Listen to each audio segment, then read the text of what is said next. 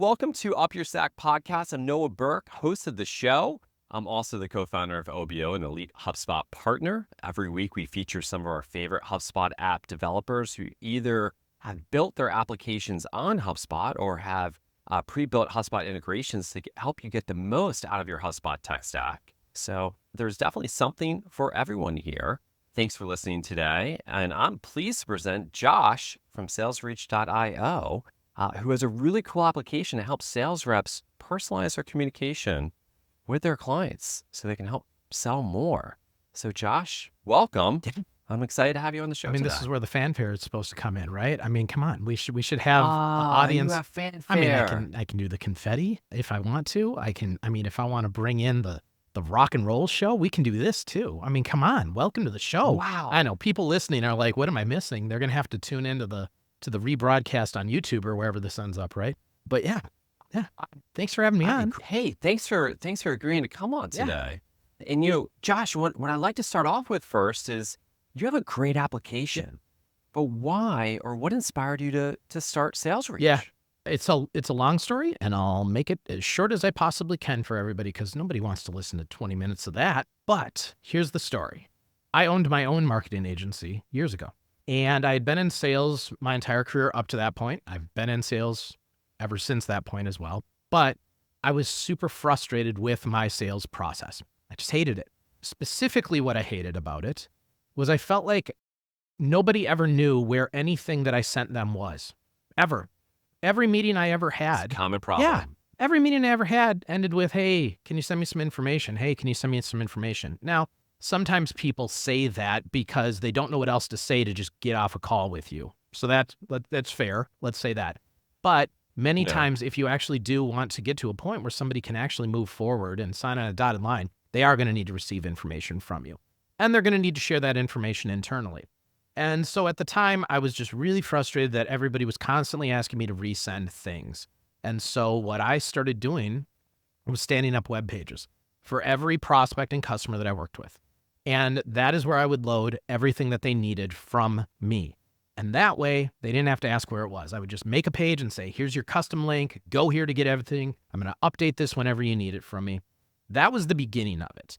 But that was about 15, 16 years ago when I started doing that. I knew I had built a solution where I had to do it for myself, right? And then when that agency shut down and I started working for other people, I would tell them about what I had built, and the marketing team would immediately say, no way in hell. You're not using that when you're selling our stuff because it's not on brand and blah, blah, blah. Marketing was the roadblock on it. So I gave up. I'm like, that's fine, whatever. I'll go back to the antiquated way of doing things. I'll send PDFs. And then I started working for a HubSpot agency. And when I was working for the agency, I went through Dan Tyer's sales boot camp. So anyone that's listening to this that's been lucky enough to go through Dan Tyer's Sales Lion boot camp, you know exactly how fun that was for you. That man is just pure energy. You can't bottle him up at all. You can't hold him down. He is just insane. I love that man. In the HubSpot ecosystem, when I started diving into it, I learned that marketers have a ton of really cool functionality in HubSpot, just tons. And as a salesperson, I kept looking at it going, man, this just isn't fair. Like, look at all the stuff marketing gets to do. I don't get to do any of that. Dynamic landing pages, personalization for clients. Everything. The whole works. Everything. And I really, truly felt at the time, and I'm over-exaggerating. This is not a fair statement, but I felt like at the time, as a salesperson, all I was tasked with was entering my notes in a CRM. And I just felt like there's got to be more. And that was when I had the light bulb moment for myself where I went, you know what? I'm learning about all this stuff that marketers can do. I'm learning about all these things I wish I could do in sales in HubSpot. And I actually have a product that could piggyback off of what marketing's doing and allow sales professionals to be more deliberate in the way that they put materials in front of people. So that was when I really quickly just started reaching out to any person that I knew that could potentially invest in this thing and help me get it off the ground, raise some money, brought in a team, and the team was people that I had worked with in my previous life at product development shops. Okay. So I knew the team, I knew what they were capable of, and we were off to the races, man. We had an MVP and so this idea had been percolating for years underneath the surface. And I think what's really cool about your story, and you hear this from a lot of different entrepreneurs, sometimes entrepreneurs will say, hey, I have an idea, let me go run Yeah. with it. Yeah. Or, hey, I really like to start a company, let me go build it. But no, you had thought of a solution, built it for yourself and said, I'm going to bring this to market. Plus, you had the background of working in the product space. So you felt a certain degree of comfort as if this wasn't entirely new, uncharted territory for Yeah. you. And I think the important thing just for your audience is that we didn't build this specifically for HubSpot. I built this so that anyone Mhm. could use it as a standalone product and they could use it with whatever Sure. CRM they're using. However, from day one, the plan was the integration with HubSpot has to be the most incredible integration that we build. We identified this gap in the market with them. We know that the community is going to need this platform. We didn't know HubSpot's plans to really start diving into RevOps. We didn't know how much that would actually Sure. benefit our business when they did that, right? But it was great when they did, right? And Now, was it strategic in the sense, Josh, that you're like, hey, if I have the app, if I have this product in the HubSpot ecosystem, I'm gonna get my customers via through HubSpot? Or was it more of a method like if I do outbound business and business development, I'm just gonna target companies who have HubSpot? Was yeah, it both, like in the sense of like how you were trying to target your customers and get them to come to you? yeah, Is the benefit of being a HubSpot on the app it's a good marketplace? question. We started under the philosophy that all of the partner agencies, all the HubSpot partner agencies, we thought, well, they'd probably love to be SalesReach partner agencies as well. Sure. So let's outreach to them. Let's get in front of the agencies. Let's get the agencies using our platform. And then when the agencies find value in our platform, then they can start bringing it to their customers as well. In our mind, that made the most sense to start from that side where the agencies could really get proficient and then they could train their customers in on how to use it. And then the agencies could make additional revenue by providing the services that are kind of required by using a tool like ours, right? So Josh, I feel like we've been building up this product that you've built, Yeah. but normally I'd get to it a little bit later, like what did you actually build? But I feel like at this point, I'd love for you to share what it is that you built that we've been working on towards 15 years. Can you describe it to me a little bit I, here? And then we can get back to how you're I marketing can it. describe it. Also, though, anyone listening, watching the video can cheat. They can go ahead in their journey and they can scan this QR code on the I love screen that. right now. This QR code will actually take you to a page that I built on my platform. And there's a whole bunch of information on there specific to HubSpot users so that you can learn how it integrates with HubSpot as well. So just scan that and you'll get there. Essentially, here's what it is. There's a lot of people that have a lot of challenges finding the materials that they need to share with people. So at our core, we are an asset management system. Marketing can curate a list of anything that anyone in a customer facing role might need to share into our asset management system. Everything's versioned so you can make sure everything's up to date. The uniqueness of our platform, though, is how you share those information, okay, with people. Instead of sending an email with a bunch of attachments, you're literally creating a web page with our platform, personal to the person or the organization and the team that you're working with. You curate everything that they need from you. You organize it in whatever way you need to. Video is built into our platform, so you can record videos and guide them through their journey. You can update any portion of the page or the video at any point in their journey. We have two-way communication as well. We have the ability to share proposals and agreements, and a lot of our customers just use HubSpot quotes right off the page for signature. Sure. It's all right there. So literally what you're doing is you are creating the one destination that the people that you're talking to always go back to whenever they need anything from you. You use it in business development, literally all the way through in the agency world. You can use this for project management. You can use this for onboarding training. You can use this for implementation. You can use this all the way through to And renewals. and Josh, not to cut you off No, here, I'm gonna keep it really simple for yeah, salespeople. It's personalized that's it. experience for your Yeah, customer. And I know this firsthand how difficult this is because we were trying to use Google Sites before we came right. across you guys. And setting up those Google Sites takes several hours. It took us like one of our developers weeks to just kind of figure out what we want to make it more simple. And to be honest, it's too time consuming to be able to do this. And one of the things I really love about your products is how simple it is to get set up and how simple it is to deploy this. So every customer can have a unique customer experience with all that collateral that you built out, your presentations, your scoping docs, your videos, your call, all the information about your organization in one place. That is awesome. I mean, that is truly, I think, fantastic. And And one of the things I think you mentioned earlier is these digital sales rooms.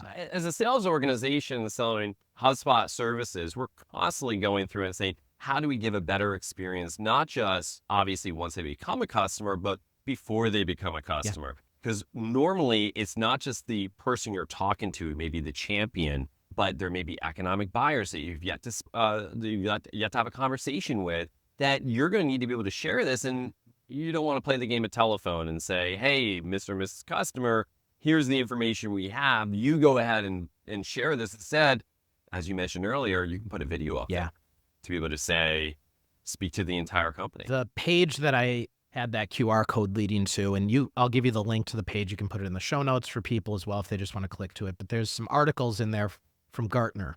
And I think that no matter what your interest level is in a digital sales room or a sales page or a customer portal or whatever it is, those articles that I put on there are still a must read as far as I'm concerned. And a lot of what's written in them is going to be very familiar to people in the HubSpot world, because HubSpot has always led the charge on, who the modern buyer is and, what they're doing on the web and how we engage with them. HubSpot really defined that category. Gartner really jumped on the back end of what they had already started and started analyzing it in a slightly different way. But the article, the one thing that really popped, the one thing that really stood out to me was they said that the number one challenge in B2B sales right now is buyer confusion. And they went into what they mean by buyer confusion. And here's the thing. Some of this confusion is being caused by sales professionals. Some of this confusion is being caused by marketing teams with messaging that's falling flat or isn't, it's a little too buzzwordy and it doesn't really get to the point.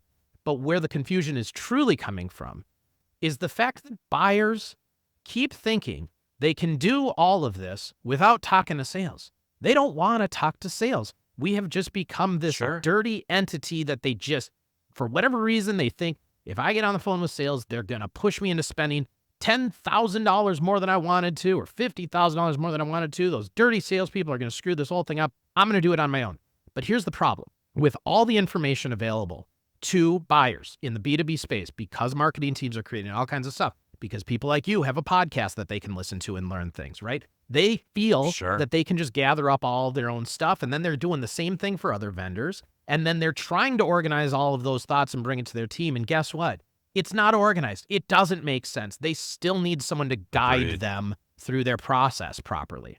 And I'm sure a lot of the listeners are experiencing this themselves. So in your experience, companies who adopt a platform such as yours, a tool such as yours, what do they see as the uplift? Like, have you seen or have you been able to measure the increase in close rates, both pre and post? And maybe you can share some examples. Yeah. So our customers use our platform in a lot of different customer-facing efforts. So some use it almost exclusively for cold outreach. Some use it never for cold outreach, only in first meeting and after follow-ups. Some of our customers only use it in onboarding and training. They don't even use it in sales. So it's really, really crazy how it's just a very simple web page builder. It's a way to organize information people need, and people need information before and after a sales process. But here's what I will say.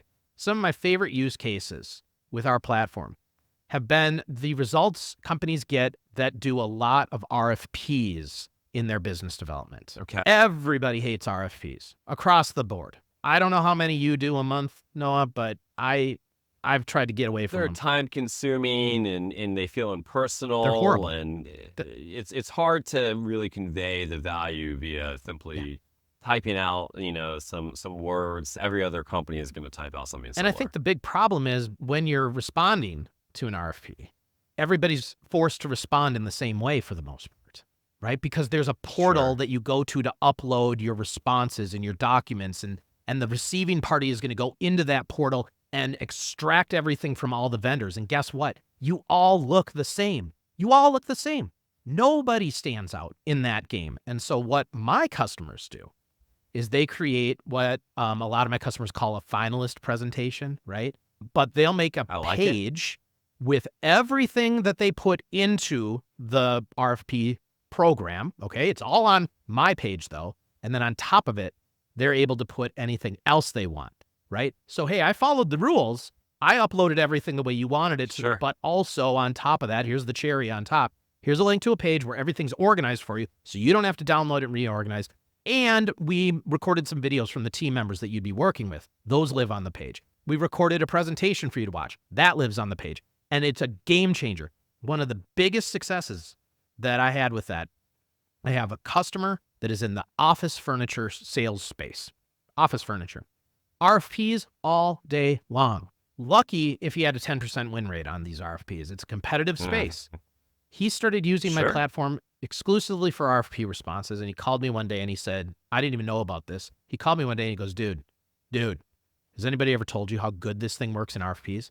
And I said, nope, tell me more. As a founder in a tech space, my favorite thing to say is tell me more, right? Everybody always has a great idea for something with my product. And I'm like, yeah, I don't know. Tell me more. He said, man, I'm not kidding. I've been doing this for 6 months now. Every RFP I respond to, I create a SalesReach page as a follow-up. I have won 100% of the RFPs that I've gone after. Wow. Insane. That's awesome. Yep. So let me take a step back. I think it's obvious what your application can do, what the tool can do. Right? It's going to help salespeople sell more. And honestly, the only sales team that isn't going to use this is, for lack of a better word, probably they don't necessarily have a leadership saying, hey, this makes a lot of sense to be able to use this tool. So coming back, we were talking earlier about HubSpot and that you said, hey, listen, I want to integrate with HubSpot. Again, why did you pick HubSpot? There's a lot of other CRMs that you could have spent time integrating with. And I know you have other integrations. Yeah. But why HubSpot? You know what? Honestly, it came down to just a fundamental, it felt right.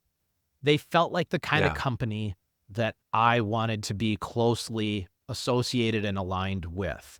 It felt like they had very similar philosophies on how people should be treated, customers should be treated, on how their customers should be treated, but also in how they were educating people to treat their customers. There was just a lot of alignment. I sat back and I went, okay, there's going to be two that I'm going to integrate with out of the gate, Salesforce and HubSpot. You have to go with Salesforce. You have to. Why? Because at the time that I launched this, the rhetoric that HubSpot wasn't for enterprise was still very loud. That was the rhetoric when I first launched this. And just for the audience purposes, how long ago did you launch this 8 years. So eight years ago, people were still saying, oh no, if you're enterprise, you're Salesforce. Only mid-sized businesses use HubSpot. That has changed. You are right at the time. That is 100% change at this point. Big time. There's probably a minimum dollar amount that makes sense for someone to invest the time to build out one of these pages. You're not going to do it for a $15 a month subscription customer. It has to be worth a lot more. One, you have to have a salesperson involved. Yeah. But kind of tell me more about who is that ideal customer who will get the most out of this product? Like who's coming to you, Josh? So here's the thing. The reality of this platform is that it is so simple that as long as you have a salesperson, you should be using it for every conversation that you have with everybody. This is going to take you 2 minutes to build a page on average. That's what it takes me. That's awesome. 2 minutes to build a page. And to give everyone a comparison, if you want to see how much more simple it is to build this page, just go check out a Google site.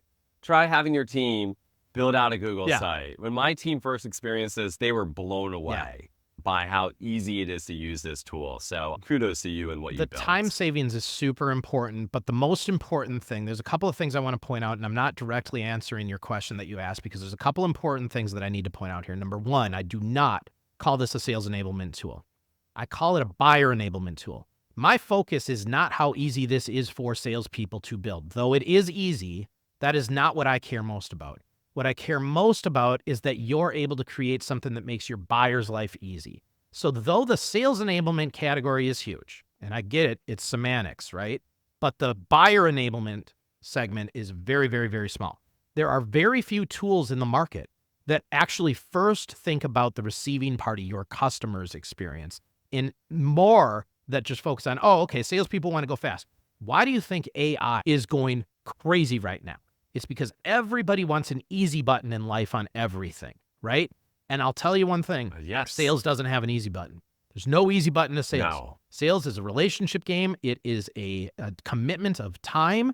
It is being authentic. It is having empathy. It is allowing people to go through their journey in their own timeline and not focusing only on your own timeline and motivations, right? So there's no easy button in sales. And the more people try to take the easy button in sales, the less they're succeeding. And so Our tool is all about, listen, be more intentional, be more human. Yeah, take a little bit more time than putting together an automated message for 5,000 people that you hit send on and hope that you get a 3% response rate. That's great.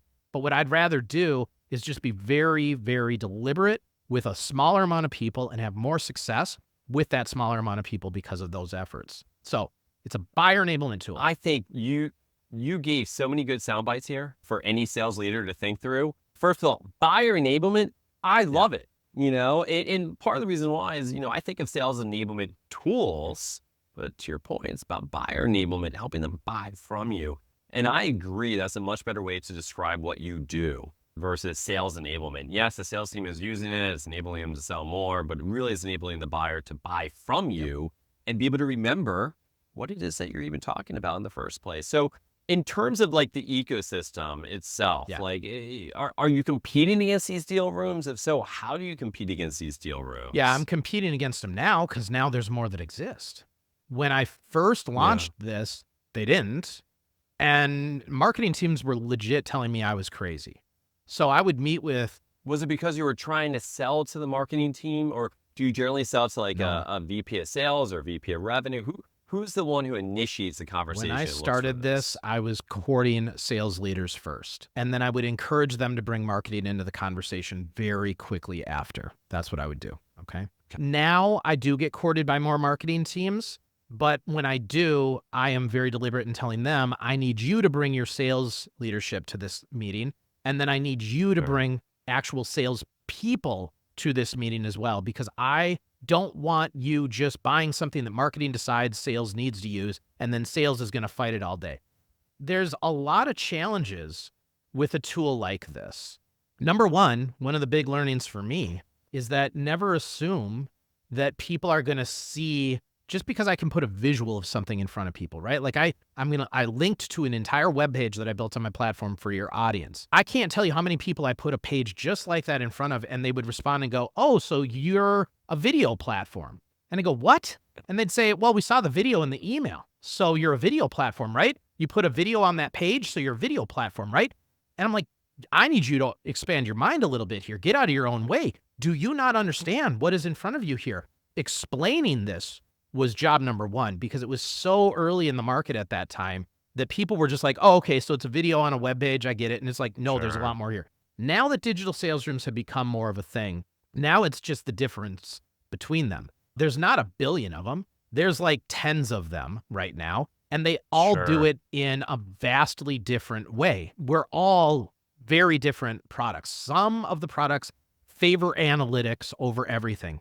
And the problem with favoring analytics is that it pulls away from the buyer's experience, because you have to put up gates for them to get through and loopholes for them, loops to jump through, so that you can capture more and more information from them when they're doing things. I'm not a fan of that. I'm a fan of just making things available. Of course, we have analytics, but I want people to have a better experience going through it, right? So selling against them is really just selling on what kind of experience do you ultimately want your buyer to have? What kind of information do you need to have? And what is your current sales process? Like, where are the challenges? Because some of these platforms are built really well for short sales cycles. Some are built better for long sales cycles. Some are built better for enterprise and will not work for midsize. Some are built for midsize and will not work for smaller or enterprise companies. A lot of differences. The funny thing about it, though, is how few of them actually have video built in natively, which blows my mind, because video is the most powerful. You're an expert at video, too. I love using it, man. And I remember the first time you sent one of these pages to us and the video in there, and I was just blown away. I'm like, this is fantastic. He's explaining everything right on the video. And then I was able to scroll through the rest of the page. Yeah. So what's the future product roadmap? Like, what's this product going to look like over the next year, 2 years? Like, what's happening? I mean, we have some new things coming out in just the next couple months that are going to completely revolutionize the way the product works. Some of the things are going to make everything we do, I have two requirements. It has to make the platform simpler, and it has to make the platform faster. Those are my only requirements when we're rolling things out, okay? And so, because everybody always wants it to be faster, I don't want it to be faster at the cost of the buyer's experience, and I don't want it to be faster and turn into this just automated spammy thing. Like I do have some rules along those lines, but We are rolling out a new feature very soon here where people will now be able to make one-to-many pages. So in the past, you've had to make kind of one-to-one pages, right? Now you're going to be able to stand up pages, tokenized, even the video is going to be tokenized, and you're going to be able to send out pages to bulk communications. I'm hoping people don't use this for bad. I'm hoping that people use this for active customer communications. I'm hoping they use it for newsletters. I'm hoping that if they use it for their cold outreach, that they do it in a very intentional way, smaller lists, more targeted, more intentional with the messaging, right? But I'm excited about that one. The other piece that I'm insanely excited about that we're about a week away from rolling out in the platform for some beta testers is the big difference between SalesReach and every other digital sales room on the market has always been that we favor a visual first experience. The whole idea behind this was when you sell a home, you hire somebody to stage your home. Why? Because people like beautiful things. And I always joke, that's why I always put myself in the video, because people like beautiful things when they come to the page, right? But the reality is there's certain materials that are evergreen that every person on a sales organization or customer success team or revenue team is going to be sharing with a bulk of their customers. Those should be curated by marketing. Those should be housed in a place where only marketing updates them. However, in a sales process, we have a ton of conversations where we need to develop things that aren't evergreen, that aren't going to be used by other customers, that don't need to be seen by other customers. They're tailor one-off. We shouldn't be expecting salespeople to try to play designer and make those things beautiful on the page. So we're going to roll out more of a document feature where sales reps can quickly itemize and organize materials that they need to share, links to videos they've recorded with the customer on presentations, additional documentations around agreements, proposals, red lines, whatever it might be. Make it really fast to do that. Still stays in the same vein though. Everything they need in one place, whatever that is that they need. So Josh, I got to ask, where is AI going to play in this? Because of course, everyone asks this question about every software product out there. I know it's going to play a part in it. I'm honest. If I'm being honest, I'm kind of fighting it myself because the impersonal nature of it just really fundamentally irks me. I'm not a huge fan. I'm not a fan. I'm going to say it out loud. I'm not a fan of these AI videos that I'm seeing people using in their sales process. It honestly angers me when I see it. It angers me. How lazy are you? You can't make a quick, actual personalized video for somebody that you want to give you a bunch of money. You're going to make it look like you said their name, and then you're going to make them watch a pre-recorded fake screen of your website showing up. Are you kidding me? That stuff angers me. And that stuff is going to actually destroy video in sales for people. So what I'm hearing and what you're sharing with the audience is please do not use those tools. I have to admit, we do not use those tools. Yeah. Having a personalized video to communicate the value of what you're doing. If you're going to do it, just do it. If you're not going to do it, I'm just a regular video of you talking about your company at that point. At least it's you, not someone else who's doing Here's what I'd say. There's better ways to do a one-to-many without duping people. When you dupe people, ultimately, they're going to figure out you duped them at a certain point, and then they're going to feel stupid because you duped them, right? I'm seeing these AI avatar videos people are making right now, and I'm like, oh my gosh, yeah, it gets really close. Like Reid Hoffman did one where he interviewed himself recently, and I was like, wow, it looks like him, and it kind of sounds like him. He was doing more of the mannerisms of Bill Gates, which was kind of weird, but like, yeah, it worked. It was. We don't know if I'm real right now, Josh. I mean, for all we know, you're just talking to an avatar. You better be. But that's the thing is like, they're never, at a certain point, it'll be close enough where, I don't know. But listen, I feel like if I'm going to take money from somebody and promise them a bunch of things, I want them to get things from me. I think that there's more respectful ways to do a one-to-many. But what I would say is that there are ways to use AI for good. There will be AI built into our platform, but it will not be in a way that it replaces the necessity for me to be a human in the sales process. I refuse to do that.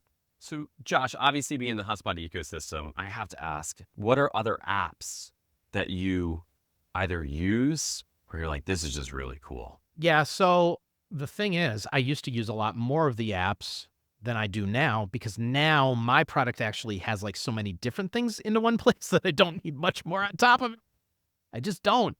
But what I will say is that like I've always been a big fan of a handful of the video platforms that exist in HubSpot, right? I think, HubSpot built their own video platform, and then I think that was kind of tough for those video platforms. At the same time, I was a big fan of some of the proposal softwares that were out there. Like I was a Proposify user at one point in my life. I was very happy with Hmm. them. I think they do a very good job. And then HubSpot went and made quotes, right? And so it's, that's kind of challenging. And for me as a builder, I'm always like looking around the corner, like, okay, when are they gonna knock me off, right? When does my product become just a thing that exists in there? So how do you stay ahead of that? Because I mean, it does happen. Hmm. HubSpot will look at the marketplace and say, "Hey, clients are asking for Yeah. this." Although they're also heavily endorsing the app ecosystem. In fact, I was just listening to Yamini earlier today talking about how it's one of their core tenets to promote and expand the app ecosystem because truthfully, HubSpot can't do it No. all. There are tremendous gaps in the ecosystem that apps Yeah. filled. Yeah. So how are you staying one step ahead of Yeah. this? I think that you have to innovate at a speed that they can't Mhm. innovate at, which is hard because HubSpot has some really great software engineers. But the only reason they can't innovate at Sure. the speed that I can is because I am only focused on one singular thing. They have a whole Yeah, bunch of stuff. They've got all kinds of correct. tools. So they can't. They just can't. And so, when I've had other companies, Seismic was one, right? Seismic was a sales enablement software that, the founder was following me on LinkedIn. We were connected and I just kept thinking, well, maybe he'll reach out to me someday and ask about acquiring my business and he can just have it, right? Or maybe HubSpot will reach out to me and ask about acquiring my business and they can just have it. That'd be great. But then I'll never forget the day that Ed announced that Seismic is rolling out digital sales rooms. And I was heartbroken. I was like, really, man, that stinks. But I guess that's the way life goes. You're going to roll out your own version of it and it is what it is. But the fun thing about it to watch, and I'm not saying this to be rude because again, Seismic is an incredible product as well. And they've got a lot of different sales enablement tools built into it, but they have so many that there's no way that that one is going to be their core focus. Right. And the Yeah. innovation of it has been very, very slow. Right. Well, there's a lot to be said when you're focused in a particular niche or application. I mean, you're living, eating, and breathing this each and every day versus HubSpot's not living, eating, breathing. Maybe there's a person or two who's thinking about this, Mhm. but I'm pretty sure Yamini is not thinking about digital sales rooms on a regular basis as you are Right. 24/7, which in my belief gives a lot of these apps an advantage over Yeah. HubSpot. But that's why I feel it's a very close relationship between what HubSpot does and what you do. And that's why it's still so important to be able to build Yeah. that. So taking a step back here, thank you for sharing all the information about your product and Yeah. what you're doing and how you're helping. I think there's been so many great nuggets of information that people are going to be able to take Hope away so. and say, wow, I didn't even realize how important this is. And I'm sure there's going to be a lot of VPs of sales and CROs out there be like, what do you mean there's something called digital sales Right. rooms? What do you mean I can have a more personalized touches with our clients and where I can just have everything centralized? So that's better than email. Josh, this has been absolutely fantastic. And I appreciate the opportunity to learn more about how you got started and more about some of your journey. Obviously, we could talk for hours upon hours and hours on this stuff, but I'm sure the audience only has limited time to be able to listen to what we're talking about Yeah. today. So I do want to wrap this up, Yeah. Josh. Any last words for our audience before we kind of wrap this The up last word today? I would say is I 100% agree with you. Don't ever be afraid to reach out to somebody. Don't ever be afraid to ask for help. If you're a founder and you're trying to build a business and you don't know where to go, don't ever be afraid to ask somebody for help. But here's what I would say. If you do reach out to people, it's like you said, use my product if you have access to it. That's a great idea. Put a video in there. But don't just reach out to someone and ask them for time.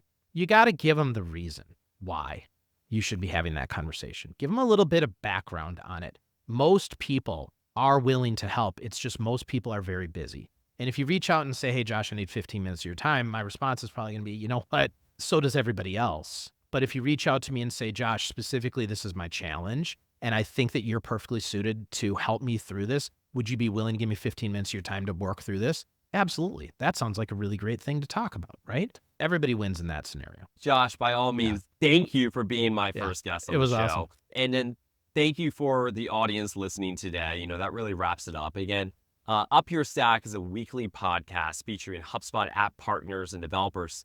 And again, sponsored by the OBO Group as an elite HubSpot solution partner. So we want to be able to bring new ideas to the table and help you all grow. So again, thank you for joining us. Josh, thank Yep. you. Have a good one, Noah. Take care.